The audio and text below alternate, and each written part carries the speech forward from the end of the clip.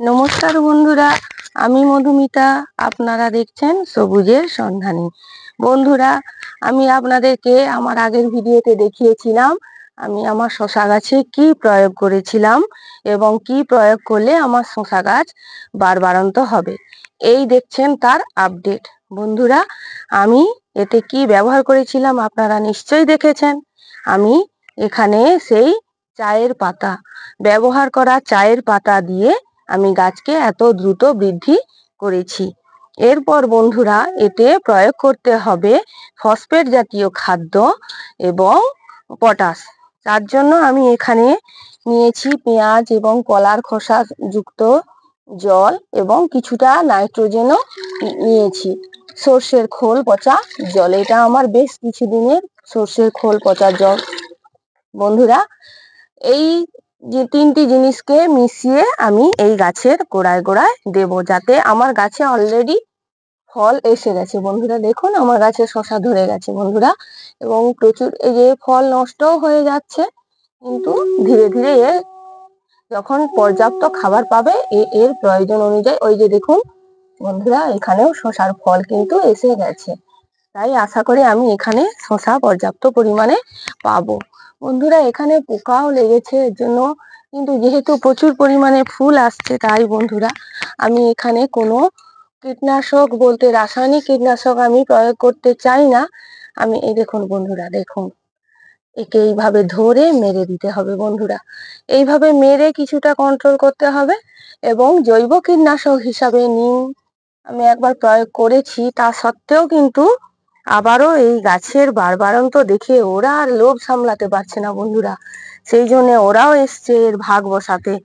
তাই আমার এই সুন্দর গাছকে ফলে ভর্তি করার জন্য আমাকে প্রয়োগ করতে হবে পটাশ এবং ফসফেট সমৃদ্ধ তরল সার। বন্ধুরা, সেই জন্য আমাদেরকে কি করতে হবে, এর এই ধারের দিকের মাটিগুলোকে, যেহেতু কয়েকদিন ধরে বৃষ্টি হয়েছে প্রচুর, এই জন্য কি হয়েছে, মাটিগুলো বেশ শক্ত হয়ে জমাট বেঁধে গেছে বন্ধুরা। সেই জন্য এই মাটিগুলোকে একটু উস্কে দিতে হবে, ভালো করে এরকম উস্কে উস্কে দিলে তাহলে এই মাটিটাও একটু হাওয়া চলাচল করবে এবং গাছের মধ্যে পর্যাপ্ত খাবার, এরা আমি জৈব সবজি খোসা দিয়ে রেখেছিলাম, সেই জন্য ওরা কিছুটা খাবার পেয়েছে। তবুও দেখছেন মাটিটা কিরকম শক্ত হয়ে গিয়েছে বন্ধুরা। এই জন্য এর মাটিকে একটু আলগা করে দিতে হবে, তাহলে এর মধ্যে আলগা করে দিলে এই গাছ যথেষ্ট সুন্দর হবে এবং ফল ফুল দেবে বন্ধুরা। এই সময় এদের চাই শুধুই মাত্র ফসফেট জাতীয় খাবার এবং পটাশ সমৃদ্ধ খাবার। সেই জন্য আমি এখান থেকে খোল পচা জল নিয়েছি, আমি মিশিয়ে নিয়েছি, 1 মগ জল মিশিয়ে দিয়েছি। আর এই হাফ মতো আমি কলা এবং পেঁয়াজ খোসার জল দিচ্ছি। এই কলার খোসা এবং পেঁয়াজের খোসাতে আছে প্রচুর পরিমাণে সালফার, ফসফেট এবং পটাশ, যা আমাদের এই গাছকে ফলে ফুলে ভর্তি করবে। বন্ধুরা, আমি এই গাছে এই ধার ধরে দিয়ে দিচ্ছি, যাতে আমার গাছ সুন্দরভাবে খাদ্য গ্রহণ করে।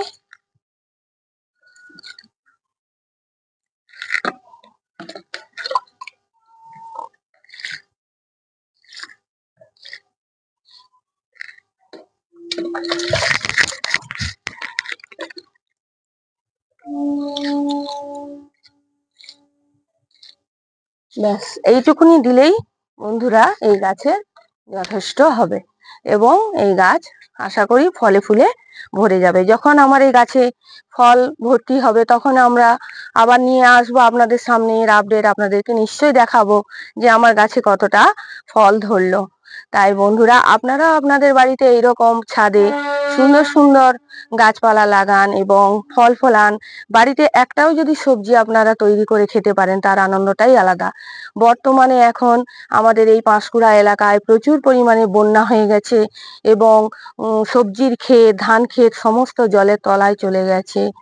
সেই জন্য বন্ধুরা, ছাদ বাগানে এরকম গাছ থাকলে এ থেকে 2-4টে ফল আমরা যদি পাই, তাহলে এই ক্রাইসিসের সময় আমাদের অনেকটাই উপকার হবে। পাঁশকুড়া, খিরাই এবং কেশাপাড় অঞ্চল প্রায় জলের তলায় চলে গেছে, আশেপাশে ঘাটাল এগুলি জলের তলায় চলে গেছে।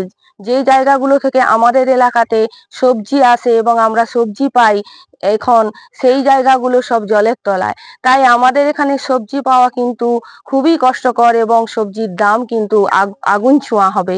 এই রকম সময়ে যদি আমরা 2-1টা সবজিও যদি আমাদের বাড়ি থেকে আমরা পেতে পারি, তাহলে তো তার কথাই মানে অনবদ্য।